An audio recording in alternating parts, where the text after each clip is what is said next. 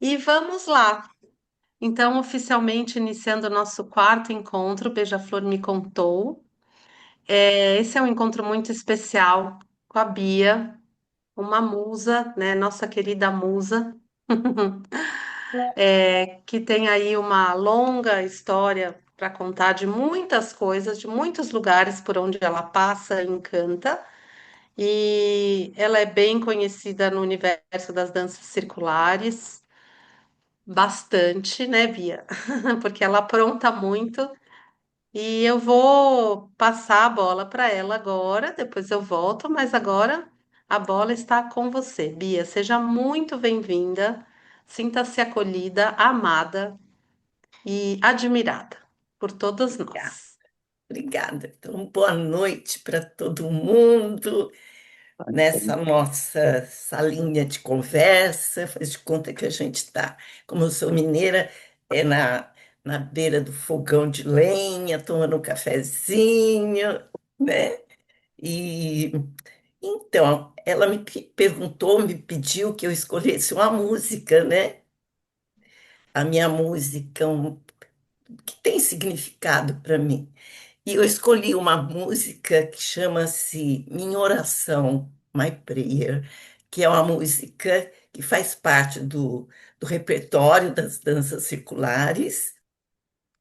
É uma música que da Grécia, e desde a primeira vez que eu ouvi a música, eu não entendi nada da letra, lógico, né, em grego. Eu fiquei louca para saber a tradução, porque realmente ela mexeu assim muito comigo.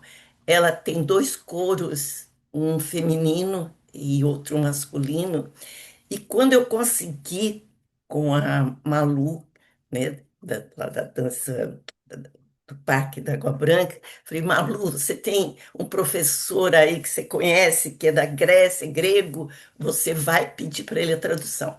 E, gentilmente, ele me mandou, eu só fiz uma adaptação das palavras para o português, e então nós vamos ouvir primeiro ou eu falo a tradução primeiro, Débora? Acho que você pode falar a tradução, Bia. Fala a Isso, não. tradução primeiro. Sim. Então, essa oração, né? A música chama-se Minha Oração, ela faz parte, eu incluí no meu ritual que eu faço todas as manhãs, e ela é a minha dança-oração. Eu fiz uma coreografia bem meditativa para ela, e eu então oro dançando. Então, ela diz assim: Senhor, dê-me uma direção para que eu caminhe. Dê-me uma luz para que eu não me perca. Dê-me um sonho para que eu possa acreditar. Dê-me coragem para que eu não desista. Segunda, dê-me o sorriso de uma criança para que eu possa me alegrar. Dê-me um coração puro para que eu aprenda a perdoar. Desperte-me toda manhã com um propósito que dê sentido à minha vida. Então, é essa a letra dessa oração. Tem- Maravilhosa. Então, nós vamos ouvi-la.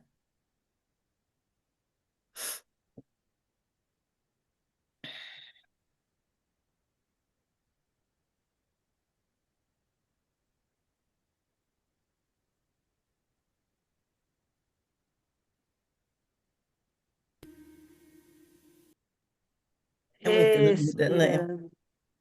Ela é Sim. tocante mesmo, é uma oração, em- é de uma simplicidade e, ao mesmo tempo, ela diz tudo, tudo, tudo, tudo, né? Principalmente essa última frase, né?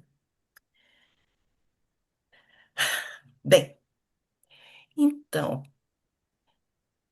Ô, Bia, quando você chegou a falar que você faz uma oração com ela todos os dias?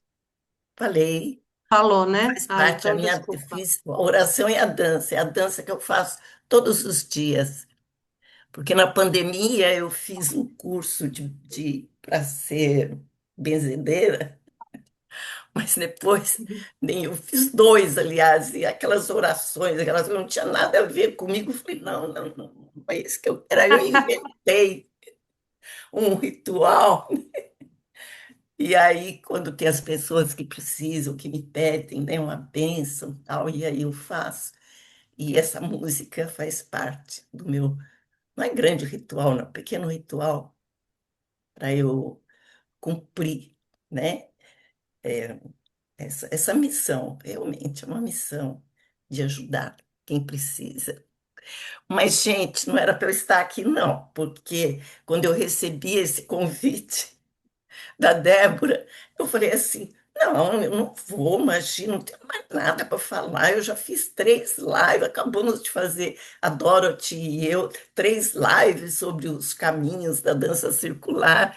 Não, não, eu vou dizer, lá chama, tem tanta gente. Aí, não, eu não vou. Bem, não respondi para ela na hora que eu fiquei com vergonha de responder assim, né, na hora.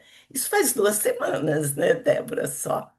Não, faz Aí, mais, Bia, vai. Faz umas três três semanas, não semanas, faz duas, três não. Eu semanas, não ia três te colocar semanas. no fogo assim, não, Bia. Mas aí então eu recebi uma visita muito querida de 2 sobrinhas, uma lá de Belém do Pará, a outra de São Paulo, que foi a primeira vez que elas vieram aqui me visitar. E aí, no sábado de manhã, a gente estava tomando café e ela me perguntou: tia, o que que você anda fazendo aqui? Aí eu falei assim: ah, peraí, que veio um convite que eu recebi. Peguei o celular e li para elas o convite, o que é muito lindo o convite, né? Eu li e falei: mas eu não vou. Aí ela falou assim: mas por quê? Aí eu expliquei. E, de repente, eu tenho na sala um vitrô grande. De repente, eu olho lá para o vitrô, tinha um beija-flor lá batendo nas asinhas. Olha, olha, elas olharam, tia, ele veio falar para você aceitar, assim. E eu moro aqui há 2 anos e eu só havia visto uma vez, essa foi a segunda vez que eu vi. Ele pode ter vindo outras vezes, mas como eu não fico lá na sala, então aí, na hora eu fiquei assim, muito emocionada, porque o beija-flor, uma vez eu fiz uma vivência xamânica e descobri o meu animal de poder é o beija-flor. E quando eu me mudei para uma casa lá em Itupeva, eu fui pesquisar, já tinha, eu vi assim, beija-flor, eu fiz um jardim no quintal, um jardim na frente, né? E aí, muito beija-flor, aí eu fui pesquisar que cor, que árvore que eles gostavam, e descobri que eles amam o framboian mirim, o, o framboian mirim laranja, porque é uma mistura de laranja, vermelho e amarelo. E aí eu plantei e ficou lindíssima aquela árvore. Lá. Nossa, era beija-flor toda hora, todo dia, né? E quando foi na pandemia, eu me tornei também. Olha, essa pandemia foi tão rica, Deus que me perdoe de eu falar uma coisa dessa. Mas todo lado mal tem um lado bom, né? Eu não posso deixar de falar do lado bom, né? Como eu brincava muito com as crianças lá do condomínio, era um condomínio de casas. Então, todo passarinho e toda casa tinha uma garagem na frente, e sempre os pássaros, pombinha, faziam ninho.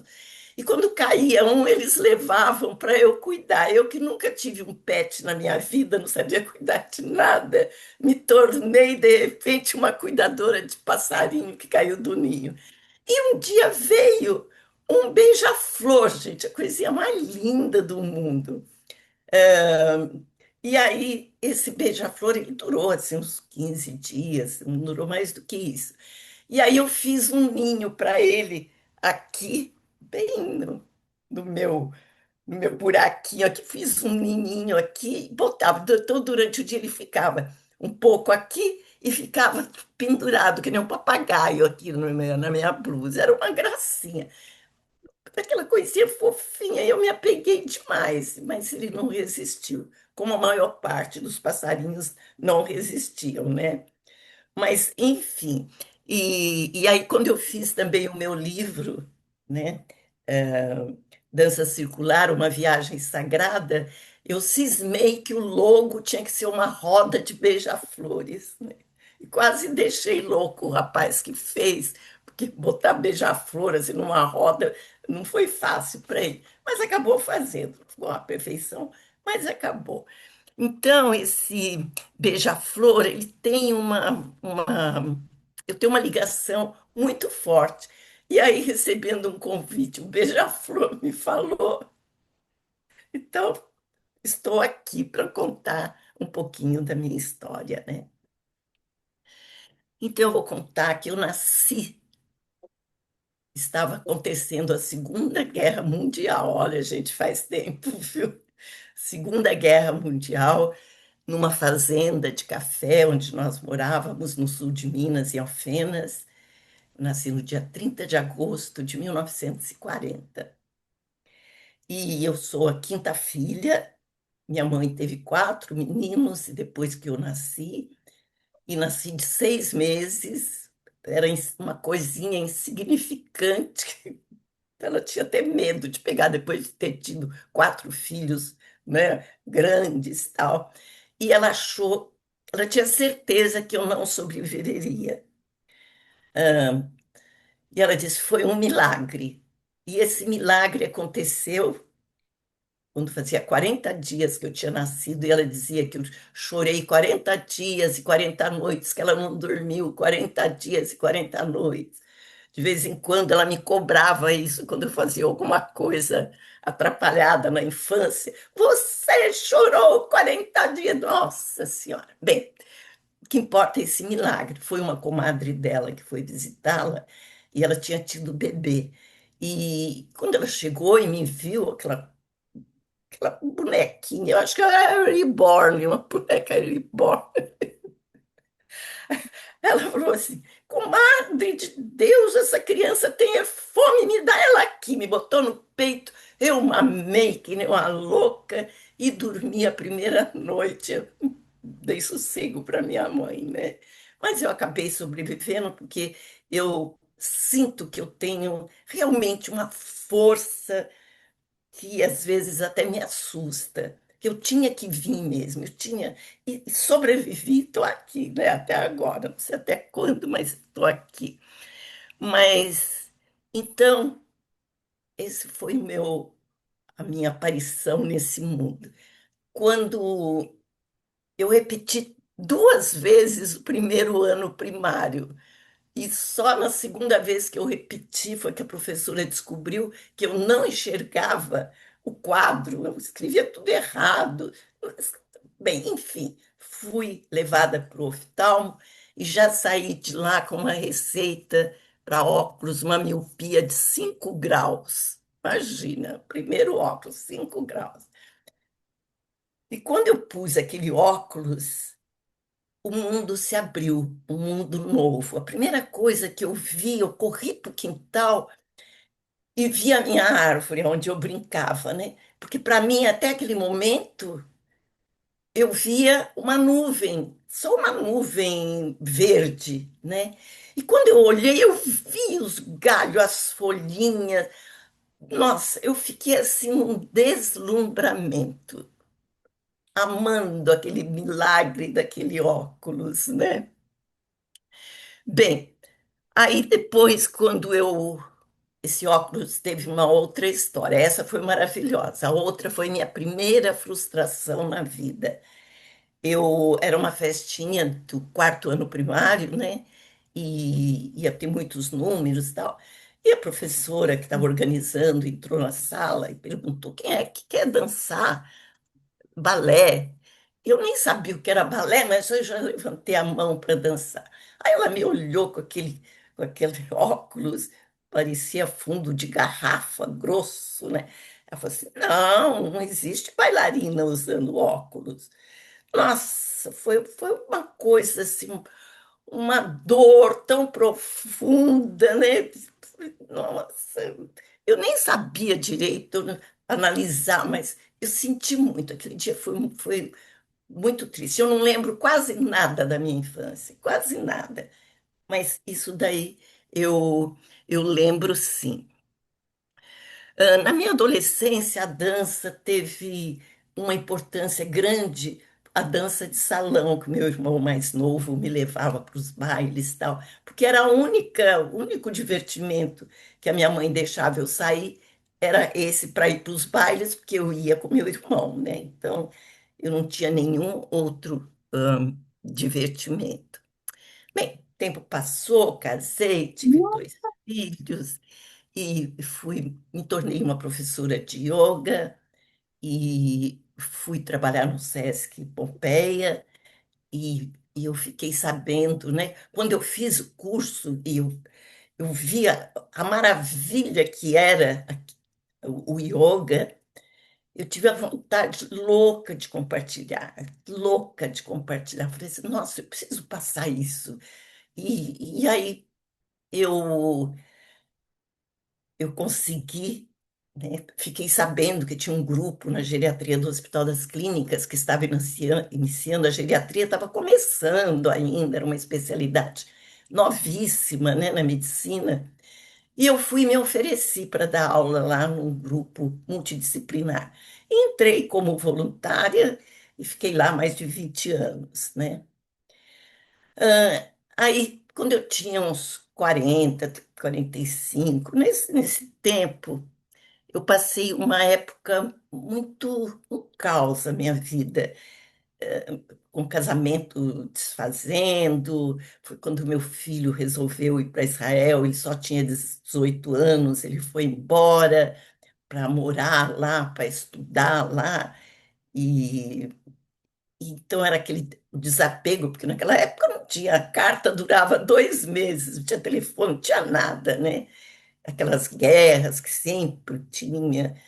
E eu estava muito, muito triste. Foi quando eu tive o convite para ir conhecer uma atividade que eles davam em Nazaré Paulista. Então, eu fui lá para conhecer, eu não sabia nada, nunca tinha ouvido falar em dança circular. E uma das atividades deles era essa dança circular, que não tinha curso, não tinha nada, eles estavam aprendendo até, né?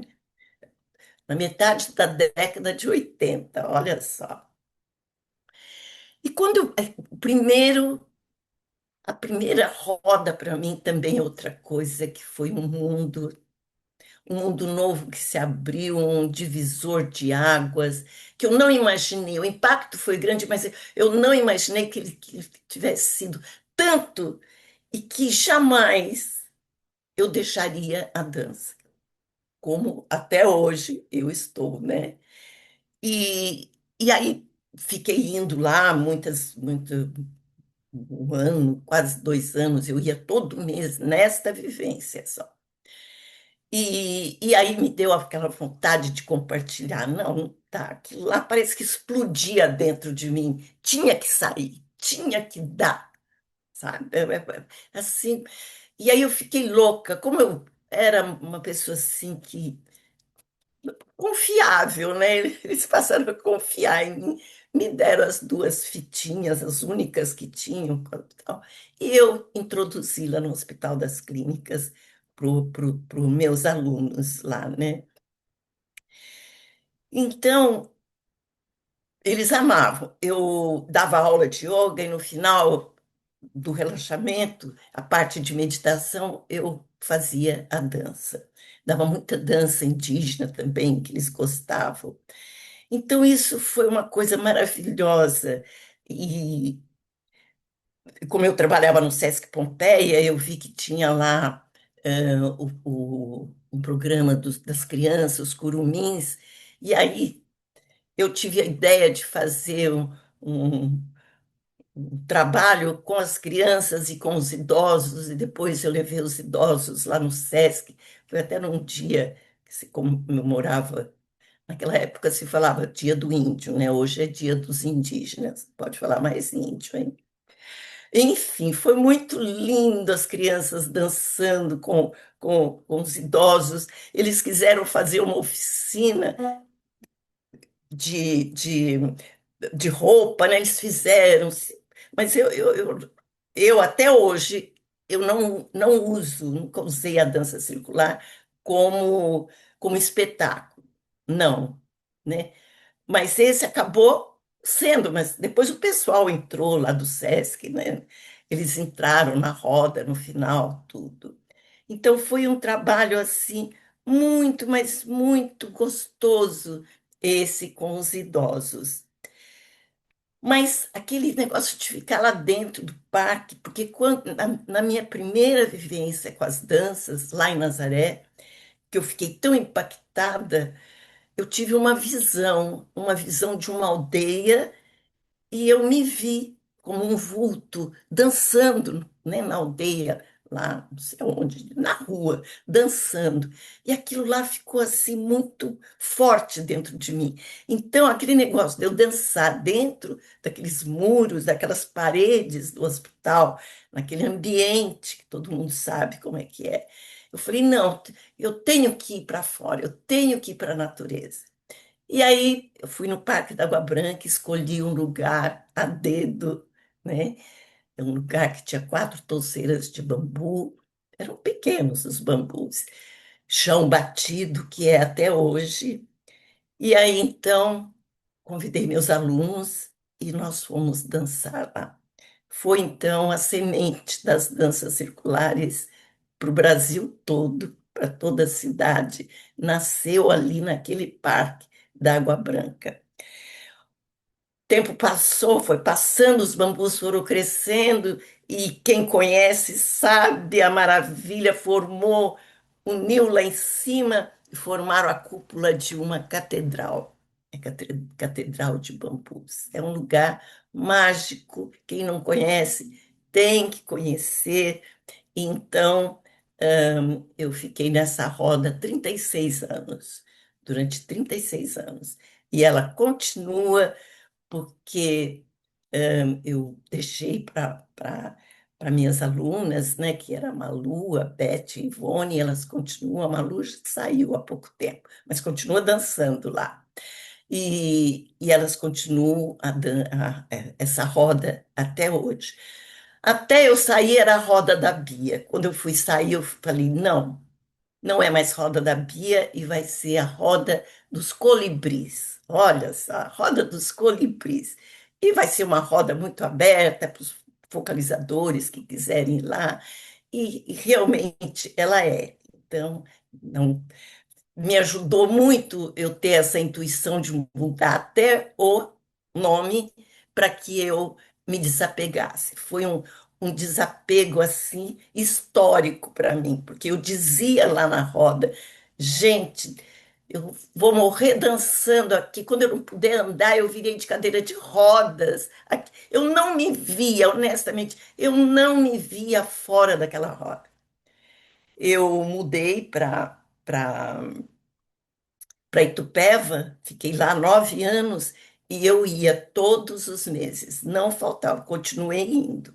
Eu só deixei mesmo quando, em 2022, eu mudei de Itupeva para Santos, onde eu estou atualmente, né? Mas então aquele lugar lá realmente é um templo sagrado, né? Maravilhoso. E eu sou muito grata a essas minhas queridas que estão lá lá na catedral, continuando esse trabalho tão maravilhoso. Bem, esse trabalho com os idosos, ele foi uma bênção na minha vida, porque quando eu comecei, eu não era idosa, né? Eu tinha 45 anos. E eu tinha tanto carinho com esse grupo, né? Com esse trabalho com idoso, que eu fui pesquisar novas técnicas, fazer novos cursos de exercícios terapêuticos chineses, automassagem, falava sobre a importância, né, de fazer as caminhadas, alimentação saudável. E então foi assim um trabalho em que eu fui fazendo para eles, sem nem pensar que um dia eu ia envelhecer. E hoje eu digo, eu devo muito essa minha vitalidade, essa minha saúde, tudo a esses idosos, porque também eles me ensinaram, eu aprendi muito. E eles foram o meu laboratório também, né?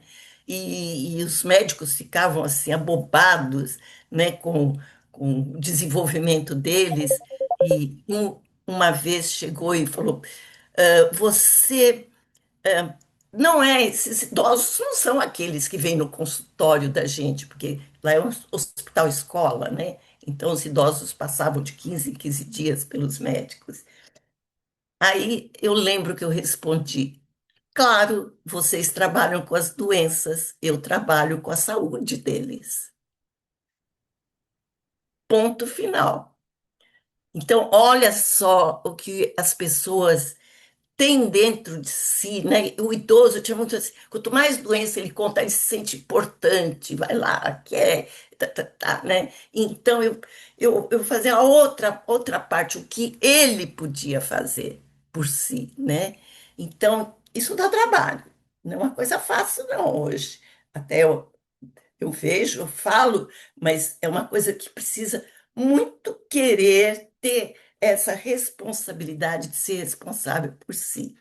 Eu acho que o que me ajudou também muito foi que desde os 18 anos eu fui embora de casa e toda vez, a partir daí eu me sustentei, tudo, até hoje. Eu faço tudo para não dar o mínimo trabalho para os meus filhos.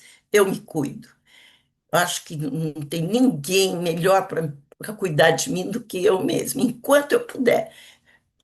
Não digo que vá precisar ficar dependente. É outra história, não quero nem pensar. Por enquanto está tudo legal, estou aqui morando nessa cidade maravilhosa, né? E uma das coisas também que eu sempre dei um valor, mas assim, talvez mais de tudo que eu faço, que eu dou valor, é a respiração, que eu aprendi que veio do yoga, né? É essa respiração, essa consciência de que nós temos esse presente divino nas mãos, que é o ar, e a gente esquece disso, esquece, e não faz, né, o que deveria fazer para alimentar as células, como é algo divino, o ar, né? Porque sem o ar não há vida, então tem a coisa mais importante que isso, do que o ar, né? Então, essa gratuito, qualquer lugar pode fazer. Aproveitar, eu sempre ensinava para meus alunos, você vai fazer essa respiração quando você for fazer exame. Gente que não conseguia fazer os exames, de passar aqueles negócios na garganta, tal, entrar para fazer ressonância. Depois eles vinham, olha, eu consegui com o domínio da respiração. Então, é uma coisa, você pode estar.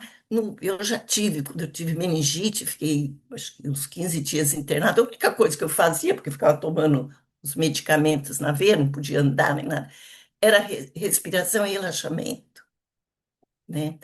Então, essa coisa tão importante. E aí eu lembro, eu acho muito interessante, tinha um mestre yogi que ele dizia assim: os homens já brigaram, guerrearam por tudo nessa vida, para ter mais território, para impor sua cultura, para impor sua religião, por dinheiro, por tudo eles já guerrearam. Só nunca houve uma guerra pelo ar, disputando o ar. Já disputaram tudo. E realmente, por quê?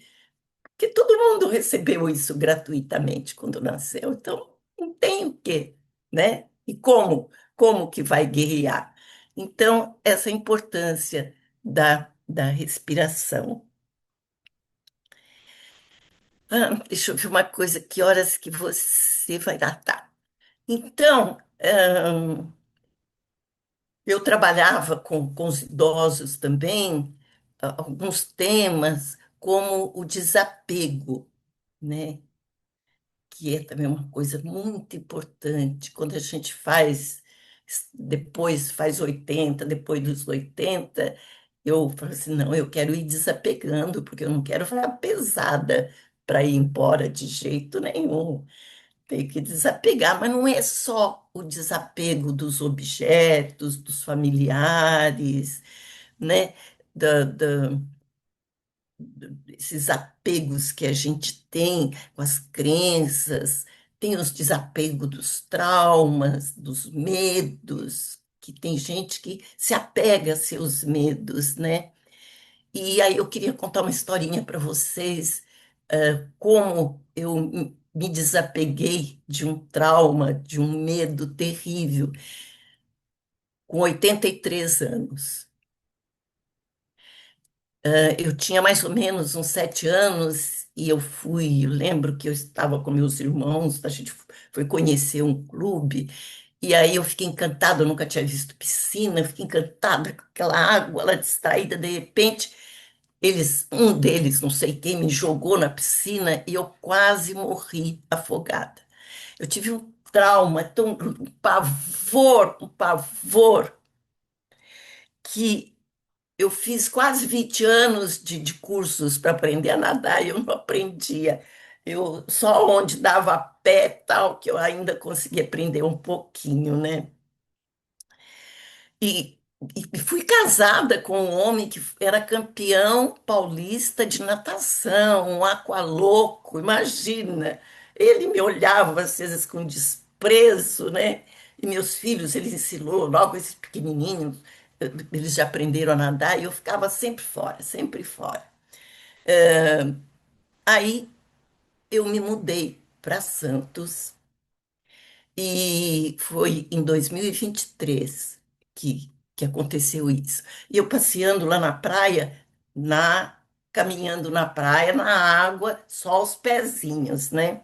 Aí eu conheci um senhor, o João Carlos, que ia todas as manhãs lá na praia, muitas vezes colhendo, né, catando os, os plásticos, tudo que a maré trazia, ele limpava a praia. Eu achei tão interessante, chamei duas amigas aqui, falei, vamos trabalhar com ele. E nós formamos um pequeno grupo. E eu aprendi muito com esse homem, porque ele era um homem do mar. O mar era a segunda casa dele, porque quando ele era menino, o pai tinha barcos de pesca e ele ia com o pai. Depois, quando o pai morreu, ele ficou com esse comércio de barcos e tal, e depois criou uma indústria que ele desmonta os barcos e qualquer embarcação, e aí as peças, eu não sei que tipo de peça, ele pega e exporta para a Índia. E então, ele levantava muito cedo e ia fazer esse trabalho. Depois ele caminhava, ia lá onde as ondas ainda não tem ondas, e caminhava. E um dia ele falou assim, ele percebeu, lógico que eu tinha medo, né? Ele percebeu. Aí ele se ofereceu, ele falou assim: Você confia em mim? Eu falei: Confio. Ele falou assim: Então, você confia que eu vou te levar lá onde eu caminho para você caminhar? Você vai ver que é maravilhoso, é uma delícia. E aí eu convidei a outra moça também que tinha medo, e fomos nós duas. Ela desistiu na metade.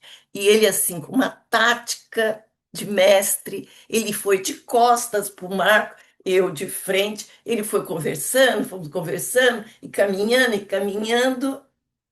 E antes ele falou assim: Olha, você confia em mim porque você sempre vai encontrar a minha mão. Eu falei: Eu confio. E fui. E de repente eu já não senti o pé e veio a onda, em vez de eu pular, eu agachei e aí aquela onda me cobriu. Eu fiquei assim desesperada, né? Mas subi logo e a mão dele estava na frente. Gente, foi um momento, sabe, tão maravilhoso, mas tão maravilhoso. Eu agarrei assim a mão dele e nem falei nada. E aí, quando veio a outra onda, ele falou assim: Você pulou na hora errada, pula certo. Aí, quando veio, eu já pulei. Nossa, eu achei aquilo, eu tô no céu, eu tô no céu, a coisa mais deliciosa desse mundo, mas mais deliciosa. Então, imagine esse trauma quando eu tinha 7 anos, com 83 anos, eu eliminei, eu deixei esse trauma. Então, realmente não tem idade, né? Não tem idade para se perder o medo e para enfrentar qualquer situação, qualquer aprendizado. Não tem. Débora, você quer falar um pouquinho? Sim, Bia. A gente vai dar uma pausa agora no relato da Bia para eu entrar um pouco com a psicologia positiva, porque essa história é muito emocionante, né?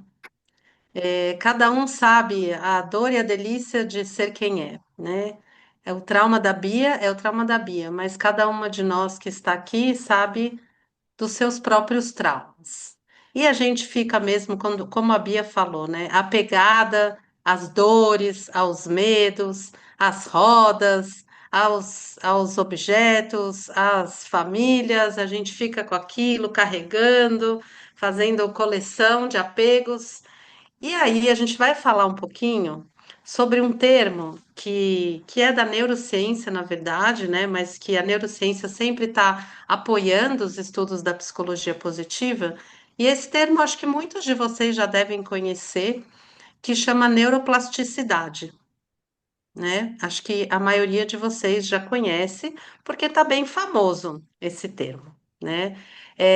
Não é novidade, porém, o que é um pouco mais de novidade é que a gente sabe hoje que o nosso cérebro, ele aprende até o último suspiro.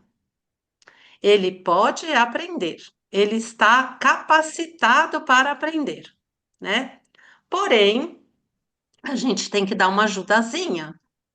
Se a gente não der, ele sozinho do nada vai continuar repetindo aquilo que ele sempre faz, porque nosso cérebro gosta de automatizar as coisas que a gente faz, que a gente aprende, automatiza. Se a gente não tem consciência, se a gente não tem abertura, se a gente não tem ação, a gente fica naquela mesmice. E aí você não cria novas conexões e novas sinapses e você não faz, não passa pelo que a Bia está contando aqui da história dela, tá? Então eu vou rapidamente aqui compartilhar com vocês um pouquinho da minha apresentação. Espera um pouquinho, aqui. Vai demorar um pouquinho, mas eu acho que já vai abrir. Vocês me falam se já abriu, tá? Era um pouquinho. Abriu? Abriu. Abril. Abriu. Beleza. Então vamos lá. Neuroplasticidade, esse termo já famoso agora, virou meio moda. Trouxe um pouco uma definiçãozinha muito simples, né? Que é a capacidade do cérebro de se modificar, de formar novas conexões neurais ao longo da vida. Isso significa que, mesmo em idade avançada, nós somos capazes de aprender. É claro que não é como um bebê, né? Que faz assim, uma atrás da outra, uma conexão, uma atrás da outra. Mas nós adultos, e já na segunda, terceira, quarta idade, como quisesse falar, nós somos capazes de aprender novas coisas. E aí, gente, nós não estamos falando só de aprender uma coisa cognitiva, né? Também envolve o cognitivo, mas é um aprendizado que envolve todas as nossas faculdades. Então, o cognitivo, sim, mas o físico também, as emoções também. Então, se a Bia tinha o trauma de ir para a água, o corpo inteiro dela aprendeu que ela ia se afogar. Ela tinha essa memória muito forte de criança. Essa possibilidade que ela se deu, né? Esse amigo que apareceu na vida dela, não por acaso, porque ela também foi atrás, porque ela estava atenta, porque ela confiou, fez com que o corpo inteiro aprendesse. Então, não foi só que ela aprendeu a entrar na água e subir com as ondas. Ela mostrou para o corpo dela que não precisava ter medo. O medo se deu lugar a uma emoção agradável, que foi da sensação das ondas, né? Depois que passou o medo, depois que ele esticou a mão para ela, né, Bia? Foi. Então, quando a gente fala de neuroplasticidade, a gente está falando da nossa abertura, do nosso exercício diário de buscar novos caminhos. Então, aprender a dançar, para quem é das danças circulares, cada vez que a gente aprende uma dança nova, a gente está exercitando, né? Se a gente faz com uma mão e depois começa a tentar fazer a mesma coisa com a outra mão, vários tipos de atividade física, como a yoga, como a dança, como qualquer outro, jogos de tabuleiro, jogos, palavras cruzadas, mudar a rotina, fazer meditação, enfim. Uma outra coisa extremamente importante, a interação social, né? Conversas, pessoas, rede. Rede. A gente vê que às vezes é muito comum as pessoas vão ficando mais velhas, elas vão se isolando, né? E a história da Bia, o que que mostra? O contrário disso, né? Será que tudo isso é uma coincidência? A Bia tá tão iluminada do jeito que tá, né? Por quê? Né? Por quê? Muito bem. É, eu tô aqui, peguei uma foto que a Bia nem sabe que eu achei aqui, ó. Olha só, Bia, essa foto. Esse Nossa! ser humano aqui. Este ser humano conduzindo uma roda nessa catedral que ela falou, do bambuzal, né? Vejam que coisa mais linda. Foi já na volta da pandemia, porque tá muita gente ainda usando máscara, né? Ela aqui no meio conduzindo. Então, eu quero que vocês me falem um pouco de tudo isso que a gente falou aqui, que quer dizer que a Bia contou da história dela. Aonde que vocês estão vendo o exercício da neuroplasticidade? Eu quero ouvir aqui de vocês que vocês se arrisquem um pouco. Abre o microfone e fala, nisso aqui que ela contou, naquilo, naquilo. Quero ouvir um pouquinho vocês. Quem vai se arriscar primeiro? Coisas que a Bia contou na história dela que ela foi Bom, exercitar. Oi? Débora, é a Clara Diga. aqui Oi, falando. Clara. Essas mudanças que ela fez de lugares, né, durante a Uhum, vida dela, também isso. significa que ela deu chance para conhecer outros lugares, conviver com outras pessoas, né, sem medo de perder Perfeito. as conexões. Perfeito. Mudou de cidade, mudou de lugar, foi morar em lugares diferentes e com isso conheceu pessoas de novos lugares. Perfeito, Clara. Maravilhoso. Quem mais se arrisca? Mais uma ou duas vozes? Posso falar? Ele pode, claro. A Bia sempre, ela foi um exemplo muito grande para a gente. Eu conheci a Bia em Itupeva e assim não tinha um dia que a gente não aprendia algo novo com ela. Então, Aham. realmente ela ficou assim para a gente como um exemplo de vida e de pessoa. Ela é a vida em pessoa e sempre inventando, sempre trazendo coisas novas. Ela deixou a semente da dança para a gente em Itupeva. Então, a gente só fala dela como um exemplo a seguir. E eu acho Muito que bom. e ela deixou isso para a gente. Então, a gente, enquanto lição, a gente está sempre querendo aprender algo novo. Até hoje a gente faz a dança, Perfeito. e a gente sempre faz uma dança nova. Esse é o exemplo que ela deixa para todos. Perfeito, Mariângela. Obrigada. A gente vai ouvir agora a Rosana e depois a gente vai continuar, tá? Para vocês verem, então, os exemplos que a Bia está trazendo, da próprio relato dela e do próprio do que a Mariângela está trazendo, da experiência com a Bia até, né, fora do relato de hoje, que é essa disposição para o novo. E isso cria novas conexões neurais. Vamos ouvir a Rosana agora. Vai, Rô. Depois eu gostaria de falar também um pouquinho. Ó, a gente vai ter um momento que a gente vai, todo mundo vai poder falar o que depois sobre a Bia. tá? Agora a gente vai só ouvir a Rosana e depois a gente vai dar seguimento, aí depois você fala na hora do que a gente for falar, tá bom? Tá bom. Obrigada. Eu vivi essa experiência da neuroplasticidade no projeto do abraço, que ela falou: eu não vou abordar, não tenho habilidade, nem pensar, mas ela abordou, né? Ela Aham, fez o abraço. Eu acho que essa disponibilidade para o novo é uma característica extremamente forte da neuroplasticidade, né? isso, Ela é uma criatura que é flexível, ela se abre, né? isso, Pode não se isso. tornar uma exímia bordadeira, não importa. Ela experimenta, Aham. ela se joga. E quando ela chega numa cidade, ela começa a olhar a cidade e ela fala assim: nossa, vou fazer um projeto, vou conversar com o prefeito, vou fazer isso.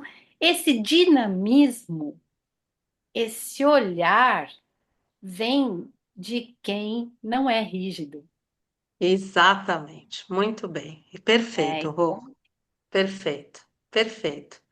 Muito obrigada. Eu acho que são três olhares muito bons, né, que ampliam um pouco esse repertório da Bia, né, e que é importante, assim, o que que eu quero com isso? A Bia é a Bia, eu sou eu, cada um é cada um. Mas a gente pode, sim, se inspirar nesse exemplo para que a gente possa dizer muito mais sims do que nãos. Tem hora que a gente tem que dizer não. Só que a gente tem que pensar bem o não que a gente está dizendo. Porque foram os sims da Bia que levaram ela para onde ela está hoje. Para todos os lugares. Foram os sims, não foram os nãos. E isso é qualidade de vida. Isso é envelhecer saudavelmente. Isso é criar novas conexões neurais. Isso é neuroplasticidade. Tá? Eu peguei algumas frases que eu acho que são importantes. Ué, cadê aqui? Ué, não tá aparecendo? Não, né? Não, Que coisa. Ah, pronto, peraí. Aqui, mais uma aqui. Primeiro, o cérebro é como um músculo. Quanto mais você usa, mais forte ele fica. Tá? Então, vamos ter essa consciência. Usar o cérebro não é só pensar alguma coisa. Usar o cérebro é a nossa totalidade. Desde a hora que a gente acorda até a hora que a gente vai dormir, a gente usa o nosso cérebro. E a gente precisa estar atento aos pensamentos que a gente está tendo, se a gente está se deixando levar pelos pensamentos automáticos, se a gente está com clareza do que a gente está pensando, se a gente está escolhendo as nossas expressões para o mundo ou se a gente está só repassando, repassando, repassando, sem perceber o que que a gente está entregando para o mundo nas nossas falas, né? Eu sou aquela pessoa que estou sempre reclamando, eu estou passando isso para frente. Então, usar o cérebro é mais do que simplesmente, eu vou ler um livro. Isso também é. Eu vou aprender uma dança nova. Isso também é. Mas é o dia todo. É na ação. É aqui, agora. É nas conversas que eu tenho. É dentro da minha casa. É com o vizinho. É com a família, tá? Isso é muito importante. É ficar atento a sair do automático. Porque se eu ligar a televisão, ficar vendo a notícia e ficar falando o dia inteiro daquilo que está passando na televisão, eu não estou usando muito o meu cérebro. Eu estou replicando, tá? Eu não estou pensando, eu estou só replicando. Então, é um dos temas aqui, né, que eu queria trazer.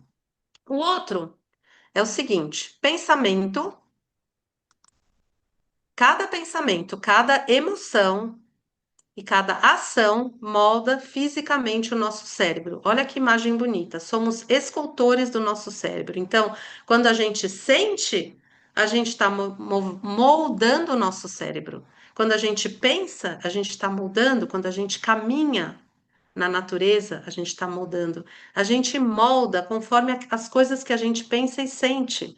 Então, a gente tem como escolher melhor Porque aquilo que a gente reproduzir é aquilo que vai virar o mainstream, que a gente, né, a via principal.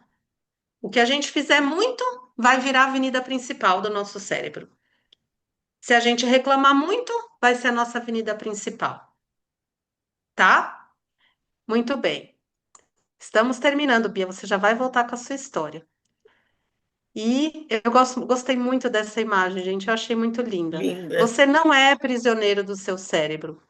Com a neuroplasticidade, podemos mudar o cérebro. E assim, a gente muda a nossa vida. Isso não é uma frase bonita. Isso é uma realidade. Isso pode se tornar uma realidade, mas precisa, como a Bia falou, intenção, exercícios diários, atenção, né? Intenção com atenção.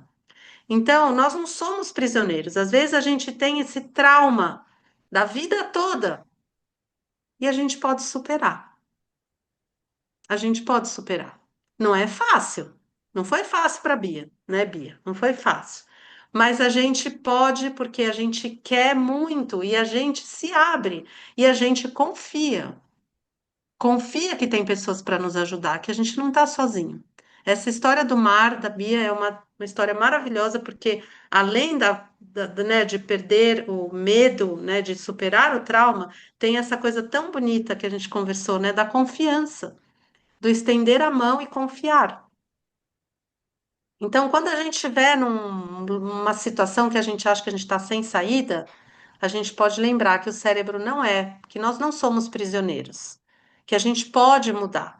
E a neuroplasticidade, ela tá aí para nós, para todos nós, tá? Por último, a neuroplasticidade é a esperança científica que podemos mudar e nos curar ao longo da vida, né?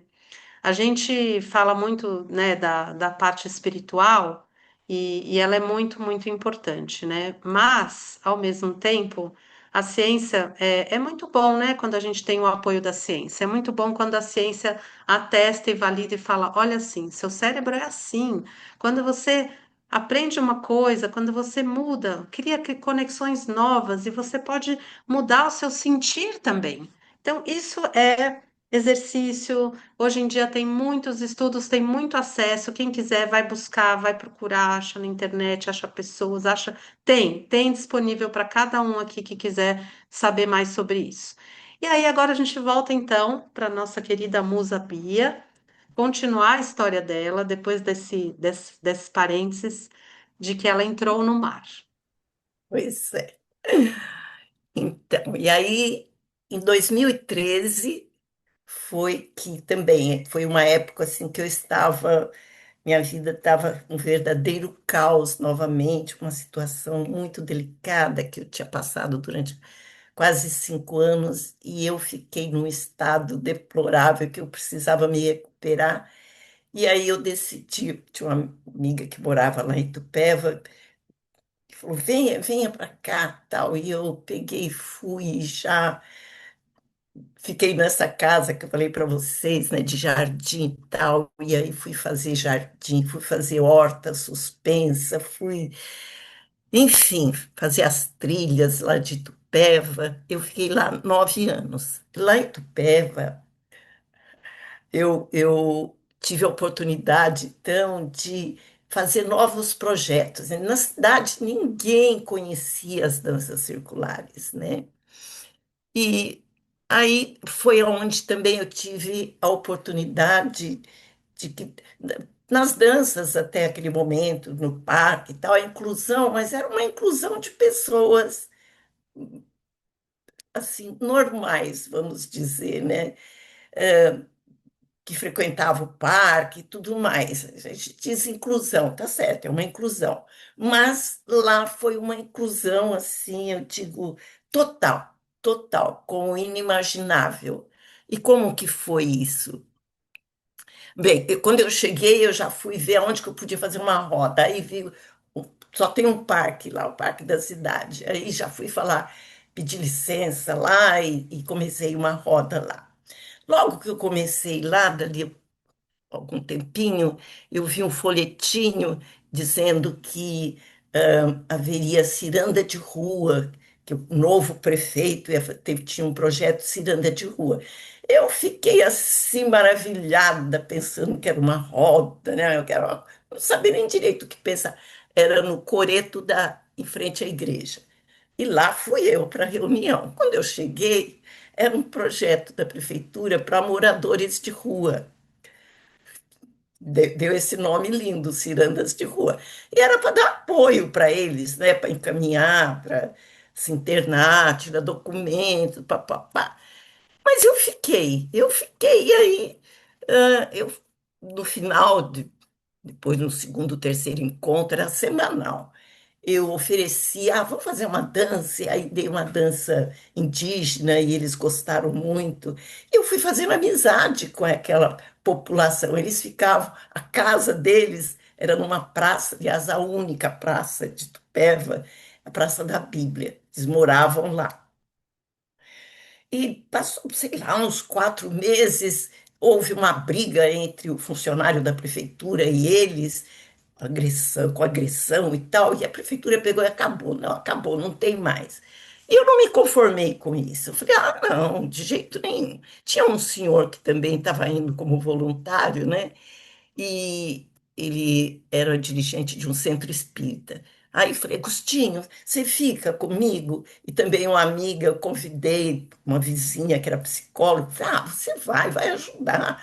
Enfim, levei os dois. E nós continuamos esse trabalho lá com eles. E foi um trabalho assim maravilhoso, lindíssimo. Eu amei na pandemia, no auge da pandemia, eu tive uma experiência assim inesquecível, porque eles diziam que eles eram meu anjo da guarda, né? Eles diziam, nós estamos vigiando você, nós somos seu, ninguém vai mexer com você. Eles tinham uma coisa assim, né? Muito, muito gostosa, de proteção. Nunca precisei da proteção deles, mas enfim, era gostoso saber que tinha. E na pandemia, no auge da pandemia, eu tinha um problema na raiz de um dente e eu tive que ir ao dentista. E quando eu saí do dentista, era no centro da cidade. Quando eu saí do dentista, um atravessou a rua, Bia, Bia, e ele veio sem máscara, sem nada, e nenhum deles saiu da rua durante a pandemia toda, né? E ele veio e me abraçou, ele era um lato grandão, quase que me girou, me abraçou, abraçou aquelas saudades, tal. E minha saudade também, né? Eu também estava com saudade dele. E eu fiquei assim, impactada. Ele queria que eu fosse com ele lá na praça, que a turma estava toda lá, mas eu consegui sair, porque também era demais, né? Eu ir lá e todo mundo me abraçar. Aí eu falei, não, estou com o dente doendo, vai sair sangue, preciso ir para casa. Fui embora. Mas foi o abraço mais inesperado, mais que a gente não abraçava ninguém, não abraçava nem meus netos, nem meus filhos, não abraçava ninguém, né? E aquele abraço. Aí eu fui para casa e falei assim: não, um abraço desse não pode ter contaminação. E não pensei mais nisso, não pensei mais nisso, né? Foi uma experiência, assim, muito mais da pandemia, gente. Olha, outra coisa boa que aconteceu na pandemia, né? Bem, aí teve como a Mari falou, a Maria Ângela falou, ela, que é uma enfermeira e trabalha no SUS, né? E a Thelma, que era uma psicóloga, as duas estavam criando as PICs lá de Itupeva. E lógico que eu fui lá pentelhar as duas e ajudar no que fosse possível, tal. Foi uma coisa maravilhosa. E o que mais gostei é que elas tinham um trabalho fora lá do SUS, que era no CAPS, que também é do SUS, né? Mas lá no CAPS. E aí, Maria Ângela sempre me acompanhando lá, e a gente dava as danças lá, fazia o trabalho lá com os, os pacientes lá, né, do CAPS, da saúde mental.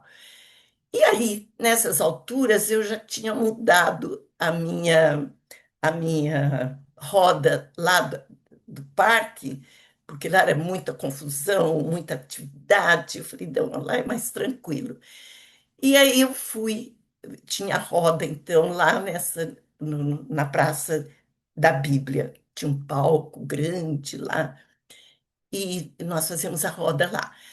Aí eu tive a ideia de incluir essa que foi a inclusão assim impensável e que eu fiz, incluir a população que ia dançar, que não eram muitas pessoas, eu ficar assim, um trabalho doido para ter uma roda, né? E aí, com os moradores de rua também, os que se prontificavam a entrar na roda, e quando o ônibus lá do CAPES funcionava, eles eram levados lá para poder participar também. Foram muitas vezes que o ônibus mais vivia quebrado do que funcionando. Mas, enfim, então foi um trabalho muito, muito, muito delicado, porque na roda, gente que todo mundo sabe, né, como que é essa população. É uma população que indesejada, esquecida, uma população que, se pudesse desaparecer com eles todos, desapareceriam, né? Os invisíveis. Eu fiz um trabalho muito grande com as pessoas que iam para que dessem as mãos para eles, porque não é fácil, né? E a flexibilidade também de saber que a roda não era uma roda comum, não era uma roda comum, né? Mas era muito alegre, era assim, e acabava. Eu tive uma grande ajuda da igreja messiânica, que fazia aqueles vasinhos de flores, né, e levava para o centro da roda. E no final, sempre fazia muito, ah, eu dava para eles irem distribuir para a população. Então foi um trabalho assim muito, muito, muito lindo, porque ele oferecer, quando ele chegava para oferecer para alguém, a pessoa dizia: "Não, não quero comprar. Não, eu não estou vendendo, eu estou oferecendo de presente." Então, quer dizer, uma oportunidade para eles que sempre pediram para que pudesse doar, e doar uma coisa bonita, delicada, como um vasinho, né, de arranjo de flores. Então, esse foi um trabalho assim muito muito delicado e ao mesmo tempo muito profundo, que eu tenho muitas saudades disso. Realmente eu tenho muitas saudades dessa roda, dessa inclusão, né? Mas que valeu a pena. Outra coisa que eu tive vontade de fazer lá foi, eu vi que tinha uma divergência assim, muito grande, como há em muitas cidades, das religiões, né? E aí eu falei assim, não, eu vou fazer um encontro interreligioso com as danças circulares, com dança circular. E o primeiro que eu fui foi na igreja, e o padre, quando eu falei, ele me olhou e falou assim: "Você não vai conseguir." Em Jundiaí, que é a cidade maior lá perto, a gente tentou fazer o encontro ecumênico. Encontro ecumênico é só dos cristãos. O encontro interreligioso é de todas as religiões, né? Ele falou: "A gente não conseguiu nem um encontro ecumênico lá, você não vai conseguir." Aí eu falei: "Se eu conseguir, o senhor promete que o senhor vai?" Ele falou assim: "Prometo." Quem diz não vai conseguir mesmo, mas eu consegui.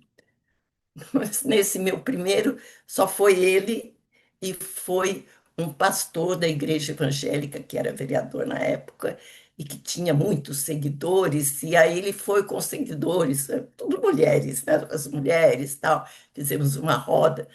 Aí no segundo ano eu falei: "Eu vou fazer outro, mas esse eu já vou convidar todas, tudo, o que não tiver aqui em Itupeva, eu convido da cidade vizinha para vir." E assim eu fiz.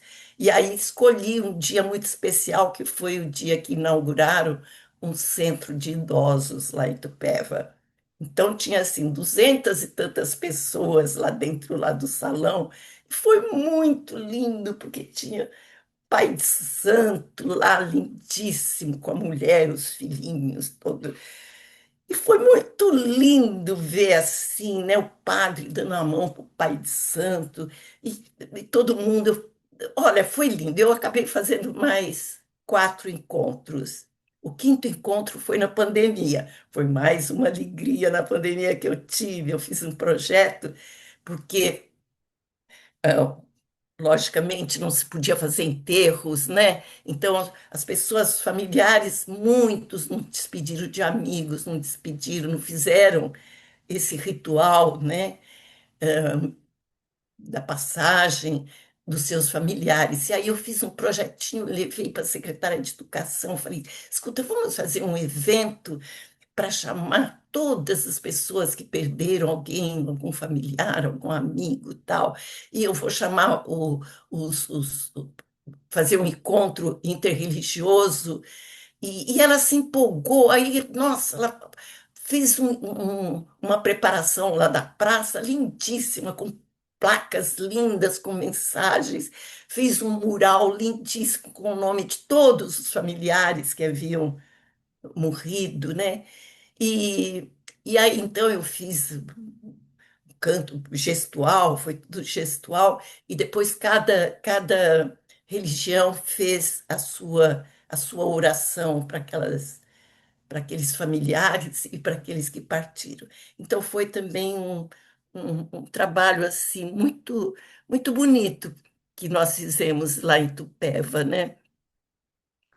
E bem, falei dos encontros interreligiosos. Ah, aí eu vi um folheto, porque eu sou assim, eu só recuperei a minha visão mesmo, porque eu cheguei a 12 de miopia, né? Sempre usei, primeiro aquele óculos, depois lente de contato, muitos anos.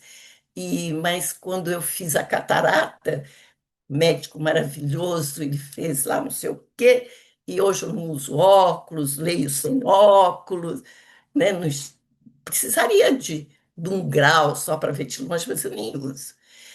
Enfim, então, eu vi um folheto com a foto da Dona Débora fazendo uma roda em volta de um monumento chamado Poste da Paz, lá em Itu.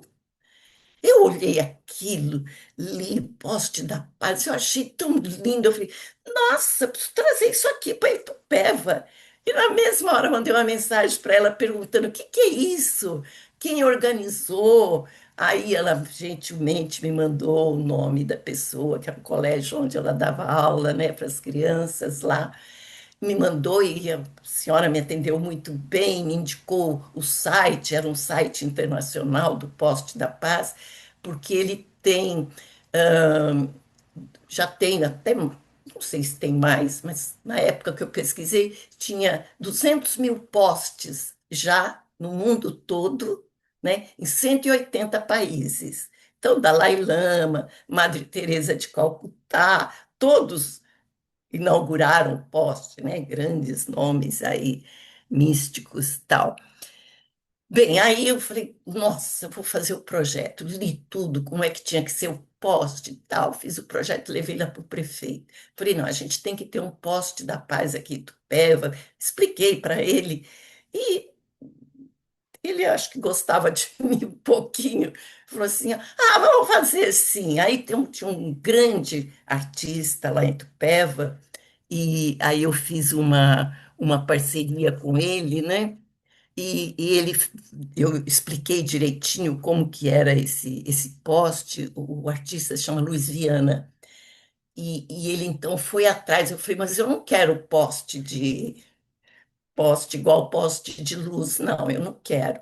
Eu quero um poste com tronco de árvore. E aí ele saiu procurando e achou um tronco de árvore num barracão da prefeitura. Tinha sido uma árvore, um pinheiro de uma antiga fazenda lá em Itupeva, que foi cortado para ser o pilar de uma ponte que ia ligar um bairro a outro, né? Então, aí depois, quando substituíram, depois de alguns anos, substituíram por cimento, esse tronco foi levado para um barracão e ficou lá. E foi esse tronco, então, que ele trabalhou a madeira e tudo mais, e fez um poste, assim, belíssimo. Agora, a origem desse poste. A origem dele é de 1955. Foi um místico, um poeta, um, um escritor, um filósofo chamado Masahisa Goi, japonês, em 1955. Ele estava muito chocado com, ah, durante a Segunda Guerra Mundial, que Nagasaki, né, Hiroshima foram bombardeados. Então, ele pediu inspiração a Deus, o que poderia ser feito para que as pessoas, os governantes, lembrassem da importância da paz mundial. E aí, a inspiração que veio para ele foi da construção desse poste, que poderia ter algumas faces. Em cada face do poste, uma oração, a mesma oração, né, que é que a paz prevaleça na terra, na língua dos povos originários daquela cidade, né? Originários ou que foram para lá e que ajudaram a construir a cidade. No caso de Itupeva, que eu pesquisei lá, então foram os indígenas, né? Então estava uma das faces em Tupi-Guarani, depois em português, né? Os portugueses, depois os africanos na língua iorubá e na língua italiana, que foram os italianos lá, né? E então foi inaugurado, foi muito linda a festa de inauguração desse poste na Praça da Bíblia. Aí eu falei, não, ele não pode ser Praça da Bíblia, a Bíblia é só dos cristãos, tenho que mudar esse nome para Praça da Paz. Fiz um projeto, levei para os vereadores lá na Câmara, teve uma briga louca com os evangélicos, com o padre, mas aí eu convenci que a paz estava em todas as religiões e a Bíblia não. E consegui. E hoje espero que não mudem mais, né? Mas até hoje está lá, a Praça da Bíblia. Mas eu queria encerrar assim, que a história desse poste é muito especial. Não tem nesses 200 mil por aí no mundo um igual. Por quê? Porque foi o tronco enquanto árvore que deu sombra, que abrigou animais, depois ele serviu de segurança para uma ponte, e depois, agora, ele foi o mensageiro da paz com essa oração, que a paz permaneça na terra, né? Então foi uma Bia, coisa assim muito linda. querida Bia, você é Vamos fogueta. acabar. Não, vamos acabar nada. Eu só tô falando, você é fogo. Eu não sabia, você conseguiu mudar o nome da praça. Ela mudou o nome de Praça da Bíblia para Praça da Paz. Não, e ela fala isso como se fosse a coisa mais normal do mundo, né? Aí eu fiz um projeto e mudou o nome, assim como se fosse. Bia, sabe o que eu queria fazer agora? Mostrar as fotos. Vamos Mostra, mostrar as mostra. fotos que você selecionou? Um pouquinho, Vamos umas lá. cinco. Sim, a Bia selecionou algumas só para dar esse gostinho, né? Porque é muito gostoso vocês poderem, ela poder ilustrar um pouquinho. é, Vamos ver se vai entrar aqui. Peraí. Tá entrando? Me digam. Ainda não. Tudo bem, já Eu, Entrou agora? Ah, aham, Então, entrou, Bia, entrou. você tá Ué, vendo? eu não estou vendo. Peraí, deixa eu ver aqui. Passarinho Entrou. na mão. Pronto. Ah, meu Tá. beija-flor. Ô, Olha que beijinha. bonitinho. Beija-florzinho, meu Deus. Vou passando e você vai falando, tá bom? Tá bom. É uma das primeiras rodas do Parque da Água Branca. Isso, foi 87. Olha só, gente. Eu dava domingo e dava durante a semana. Esse foi no Centro Cultural São Paulo também, a primeira vez que teve uma roda de dança circular foi em 95, com idosos, né, que frequentavam lá.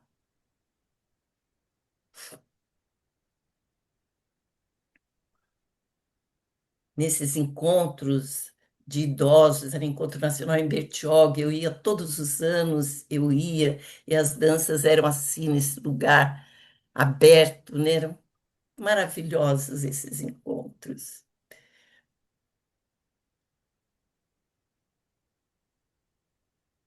Na Igreja Messiânica, lá no Solo Sagrado, todo ano eu levava meus alunos lá do SESC para a gente fazer um encerramento lá e depois a gente fazia a roda, dançava lá ao lado da represa Guarapiranga, um lugar lindo, maravilhoso.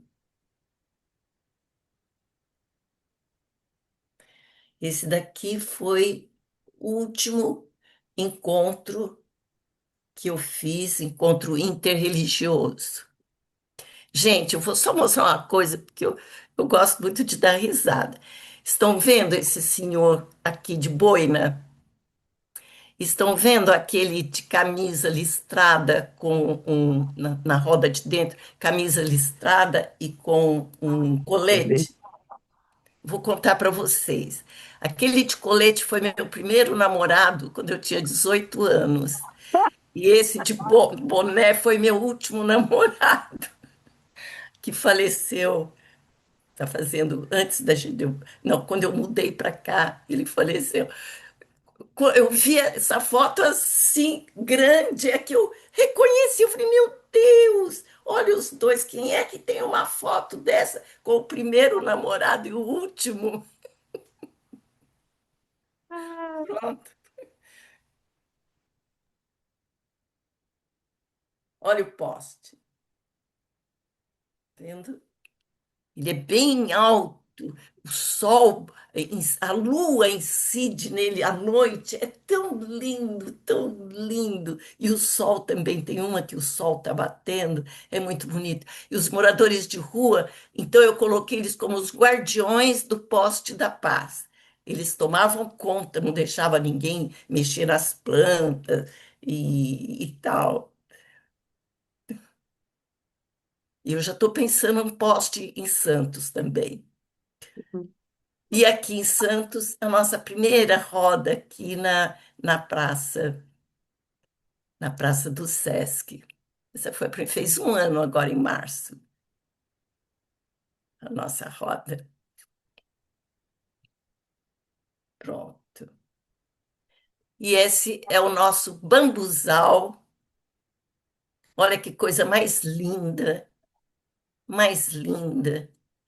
Já agora a nossa catedral. Dançar aí é muito especial. Estão todos convidados para ir lá dançar com a Beth, com a Ivone. Pronto. Agora tem o seu Ah, livro, né, dona Bia? Então, lê, então. Aí. lê o que está escrito aqui, que você que escreveu. Tá. Quanto mais danço, mais tenho vontade de convidar todos para entrar na roda.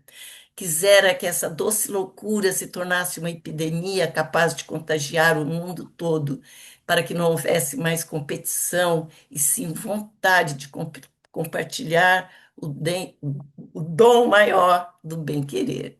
É isso mesmo, é isso mesmo. É o que eu desejo, meu sonho. Gratidão, gratidão, gratidão. Eu te pergunto, Bia, se tu poderias gravar para nós, deixar gravado aquela música linda da oração. Ela vai colocar né? Ai, que Débora, bom. você manda para eles Sim, eu Muito mando, obrigada, pode deixar. e a Eu mando, tradução, tá? sim. Uhum. Pronto, agora acho que é aberto, né, para as pessoas. Não, você Falta não 10 vai contar, você não minutos. vai falar do mito? Então eu vou encerrar com o mito da esperança do pássaro, né? Da esperança. Peraí, deixa eu ver onde que ele está. Esse é o mito. Peraí, eu deixei ele aqui. Eu não sei onde que ele está. Está aqui, deixa eu pegar aqui do celular. Ele é curtinho.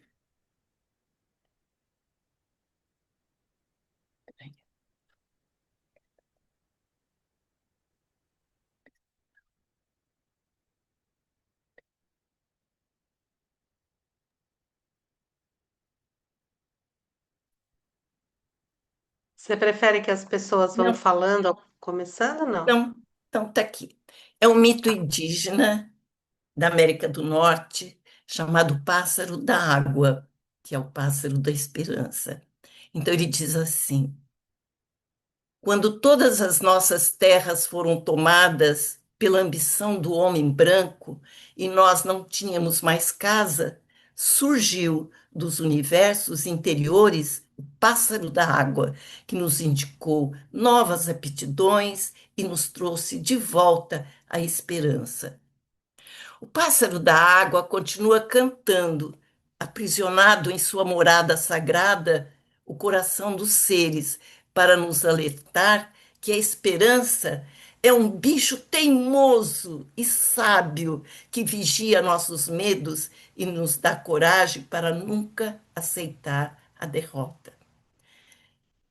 Que esse pássaro da água surja nos universos interiores de todos os seres e ensine-os a reconstruir o ninho, ensine-os a acolher os filhos da terra, ensine-os a arte sagrada de dançar e cantar para reverenciar a vida em todas as suas manifestações. Então, que o pássaro da água, o pássaro da esperança esteja no coração de todos nós, agora e sempre. Muito obrigada.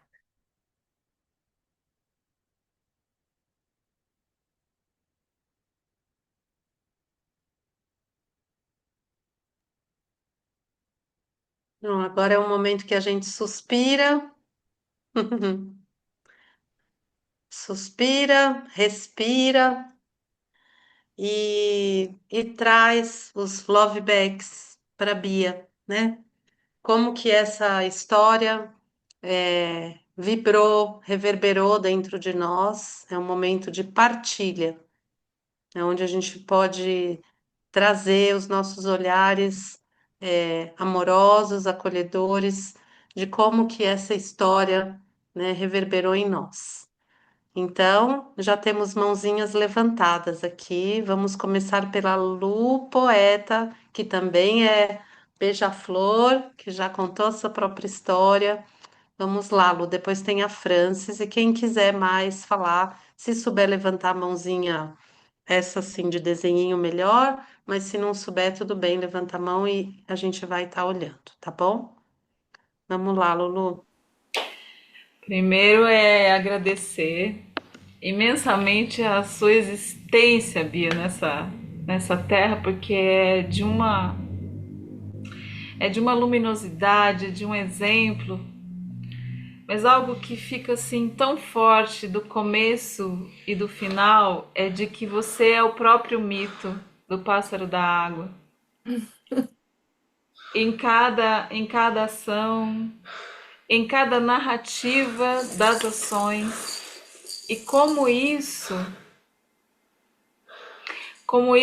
nos dá fôlego, o fôlego dessa respiração que você trouxe de forma tão bonita, dessa dádiva do ar. E nessa dádiva do ar, a capacidade de renomear. Você renomeou tanto e você continua renomeando. Então, hoje é como se esse próprio pássaro da água se traduzisse em Bia Esteves nessa noite. Então, é um profundo agradecimento pela sua vida, pelo seu exemplo e por essa mirada que nós podemos ter ouvindo a sua história, nos inspirando nos dias. É isso. É o pássaro da água vivo, vivo. Obrigada, Lu. Obrigada, querida. Fran. Ai, difícil falar alguma coisa. Primeiro eu quero mostrar aqui Olha, um ela tem um poste. Que lindinho. mini poste da paz, Que verdade, lindo. manifestado aqui. E lembrando aqui a Débora, a Estela não está aqui, mas trazendo a presença da Estela, que quantas vezes o trio da paz, né? A Estela, a Débora e eu fizemos rodas na catedral que a gente chamava Catedral da Bia, que é a Catedral da Paz. E esse poste, e é uma também linda história que eu recebi de uma amiga alemã, depois de Finland, esteve sempre presente em todos os nossos centros. E a isso que a Lu falou de você renomear, de você ser o próprio pássaro, eu diria não pássaro d'água, mas o beija-flor da esperança. E tem muitas coisas que eu queria falar, mas primeiro eu quero agradecer a vida por eu poder ser tua amiga há tanto tempo, há mais de 30 anos que a gente se conhece. É, É como se eu fosse tecendo um fio das memórias, né? É como uma espiral, né? De tantos encontros maravilhosos que a gente teve, de ter esse privilégio de acompanhar e me inspirar. E cada vez mais hoje ainda eu conheci muitas coisas que eu não sabia e que uma hora eu vou querer falar com você separado, porque eu também, história da água, história do beija-flor, tem muito ponto de encontro. E aí, uma hora que você estava falando, eu escrevi assim: a Bia tece os fios improváveis que conectam corações pelo amor puro. Então, é sim, você como uma tecelã desses fios invisíveis, delicados, igual as peninhas do beija-flor, com aquelas ah, luzes iridescentes. E essa vitalidade, essa energia, esse brilho ser uma inspiração para todas nós. Só gratidão. E gratidão a Débora por ter trazido você aqui hoje. Meu coração está feliz. Obrigada, Fran. Eu e o Beija-Flor. Se não fosse o Beija-Flor, ela não vinha. Acho que você ouviu, acho que você não viu ela contando no começo. Depois ela te conta no pessoal. Eu Por ouvi que que ela sim. está. Ah, você ouviu? Ah, então tá. Por que que ela está aqui? Porque ela contou isso bem no comecinho, que ela não ia aceitar, né, Bia? é. Ana Maria, por favor. Eu quero muito agradecer também o privilégio de conhecer a Bia e o trabalho dela, de ter acompanhado essa experiência linda dela lá em Itupeva, entre outras, mas Itupeva foi muito forte, porque a gente foi de São Paulo de ônibus, sabendo o horário que ia começar aquela roda naquela praça, e daí, de repente, estava um frio de manhã e a gente toda agasalhada e a Bia com um chale assim. De repente, ela olhou para a pessoa, moradora de rua, que estava ali participando com a gente, tirou o chale e deu para a moça. Foi assim, uma coisa. E o dia não foi exatamente no mesmo dia, mas teve também um trabalho lindo que ela trouxe para lá também com os indígenas que dançaram com a gente numa outra roda, numa outra data. E as crianças que do condomínio dela, quando encontravam um passarinho caído, ia lá bater na porta dela, porque sabia que ela ia cuidar e que ela ia fazer se conseguisse com que ele voasse de novo. Então, muita gratidão, muita, muita, muita. Amo você, Bia. E como você mesmo diz, o que o amor faria, né? Pois é, Ô, Bia, pega esse gancho que você ia falar sobre isso. Depois a gente ouve a Eliana. tá. Durante a pandemia também eu assisti um curso. Oh, meu Deus, me perdoa. Mas eu assisti um curso de autoconhecimento com o Rex Thomas e teve algo que ele falou que eu não esqueci e que eu compartilho mesmo, porque é tão lindo, é tão transformador. Ele ensinava assim que tem o baú do amor e tem o baú do medo, quer dizer, que dentro de cada um deles tem as ferramentas, né? E que então, quando a gente estiver na dúvida para resolver alguma coisa, fala, mas o que é que eu vou fazer? A gente muda essa pergunta para o que o amor faria? E aí você faz essa pergunta e vai lá para o baú do amor, para ver qual ferramenta naquele momento que você vai usar. E é muitas ferramentas. A ferramenta do sorriso, a ferramenta da paciência, a ferramenta da bondade, ferramenta da escuta, do silêncio, a ferramenta do perdão, do sorriso, qualquer ferramenta que você que é adequada para aquele momento. É infalível, gente. Muda totalmente. Muda totalmente. Obrigada, Aninha, eu tinha esquecido dessa. Não esqueçam, o que o amor faria? Pergunte para você mesmo. Antes de fazer essa pergunta, faça umas duas, três respirações para você entrar mesmo bem para o seu sagrado que mora no seu coração, que a resposta vem. Obrigada, Ninha. Obrigada, Ana. Obrigada. Que bom que ela trouxe o gancho, né? Porque estava no seu roteiro e a gente tinha esquecido. Então É, veio na hora certa, do jeito foi. certo, através desse depoimento lindo da Ana Maria. Obrigada, com a história do Charlie também muito lindo. E agora a gente vai finalizar então ouvindo a Eliana e a Clara.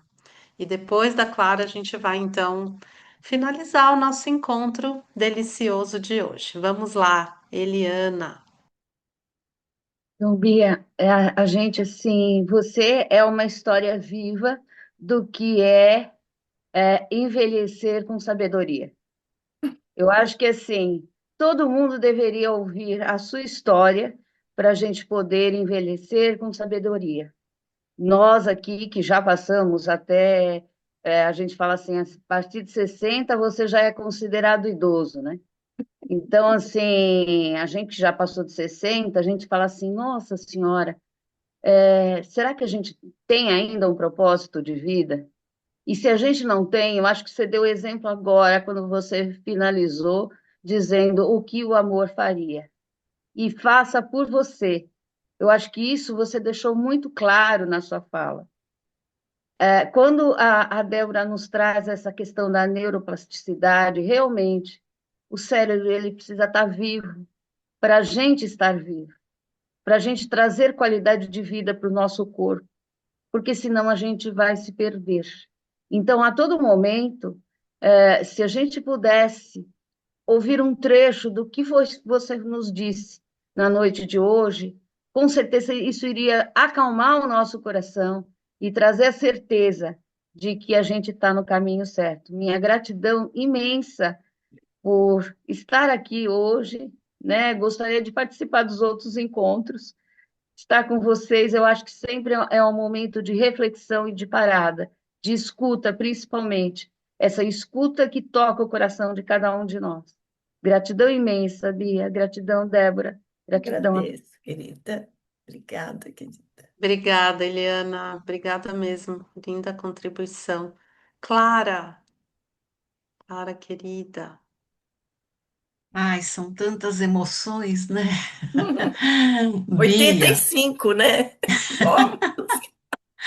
Bia, nosso amor é muito recente, mas no dia 3 de janeiro eu comecei a participar do Chá da Gratidão e eu gosto de escrever para relembrar depois, sabe? E realmente o chá me surpreendeu em todos os sentidos. E você então deu o primeiro depoimento que eu ouvi, e naquele momento que você falou que estava cuidando da sua filha, que se abriu o coração para ajudá-la, que você engavetou todos os projetos que você tinha, que você estava felicíssima de poder agir, que você estava calando muitas vezes, mas estava feliz por conviver com jovens. E aí a Débora falou que você conseguiu colocar o amor no lugar da crítica. Então, depois desse dia, veio a Luciana, veio a Andréia, veio a Karen, né? Desculpa se eu não lembrar de todos os nomes, que assim renovam a esperança de nós, como seres humanos, termos a consciência que existem pessoas tão belas nesse mundo e que nós temos tanto a aprender, Bia. E você, nesse primeiro, depois, nós temos algumas coisas muito incomuns. Primeiro, somos prematuras. Primeiro, foi um milagre a nossa sobrevivência. Aquilo até me assustou, sabe? Porque é mais ou menos parecido. E essa dedicação, esse servir, eu estou encantada. Queria agradecer a todos que já deram seus depoimentos, porque isso me enriqueceu demais, me encheu o coração de esperança e gratidão por estar nesse grupo com pessoas tão especiais com as quais eu tenho aprendido tanto. Gratidão a todas vocês. Obrigada, querida. Obrigada por você existir, Bia. Obrigada, querida. Nossa, Muito e eu tenho que bem. agradecer o convite da Débora, né? Porque se ela não convidasse, eu não estaria aqui. Sim, mas é claro que você estaria aqui, né, Bia? Você teria que fazer parte desse encontro, com certeza, sem dúvida nenhuma. Eu só estava esperando a sua filha melhorar para você poder, né, voltar para o seu, enfim. Bom, eu queria agradecer muito, Bia, por você ter aceito esse convite, né? Pelo beijinho que ajudou. A gente está contando com uma magia junto, não é só coisas assim da terra, né? É coisas do céu e da terra. A Lu tá fazendo assim, né, Lu? É, a gente não sabe, né? Esse é o quarto encontro, então é, é um por mês. Eu convido cada um de vocês que esteve aqui. Quem não esteve vai poder assistir depois. Então, diferente do chá da gratidão, que é aquele momento acabou, como é uma outra perspectiva, uma outra proposta, né? A pessoa se prepara para contar a história dela, tem todo um caminho, um processo que eu vou nessa curadoria fazendo junto com a pessoa, são muitos encontros. Com a Bia nem foram tantos, porque a gente já está junto há tantos anos, né? Na pandemia, né, Bia? Começou junto com a Dorothy, uma longa amizade aqui de toda semana, então nem foi tanto, mas é todo um percurso. Então a gente grava, né, para poder inspirar outras pessoas que não puderem estar aqui nesse momento. Embora é claro que estar aqui é diferente do que assistir depois, mas é uma possibilidade para quem não pode estar, tá? E eu espero, Bia, do fundo do meu coração, que você se sinta acolhida, contemplada, admirada e amada por todos que estão aqui, que isso reverbere na sua semana, no seu mês, na sua vida, porque com certeza o que você trouxe vai reverberar na nossa. É isso. Obrigada a cada uma de vocês pela escuta tão amorosa, meu Deus do céu, pela amizade também. Muitíssimo obrigada.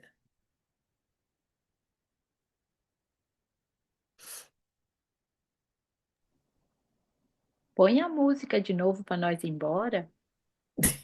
Põe a música, deixa eu ver aqui, peraí. Deixa eu colocar. Beijo, boa noite. Boa Boa noite. noite, queridas. Vamos colocar a música, peraí.